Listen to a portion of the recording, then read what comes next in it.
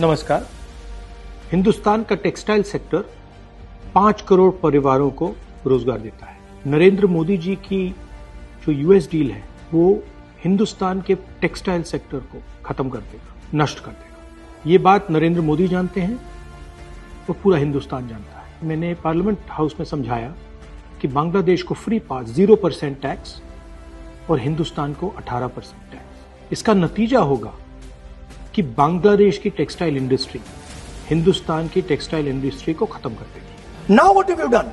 You have, the United States has reduced Bangladesh's tariff to zero.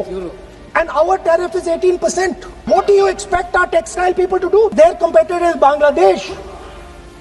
If Bangladesh imports US cotton, they have 0% duty. Finished.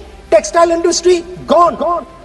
Narendra Modi ji के एक मंत्री ने बोला कि अगर हम भी यूएस कॉटन इंपोर्ट करेंगे तो हमें भी वो फायदा मिलेगा। मगर सच्चाई है कि हमारा कॉटन बांग्लादेश जाता है, हमारा कॉटन हिंदुस्तान की टेक्सटाइल मिलों को चलाता है। तो अगर हमने बांग्लादेश का रास्ता चुना तो हमारे पूरे के पूरे कपास के किसान और कॉटन की इंडस्ट्री खत्म हो जाएगी, और अगर हमने नहीं चुना तो हमारी टेक्सटाइल की इंडस्ट्री खत्म हो जाएगी। ये सच्चाई है।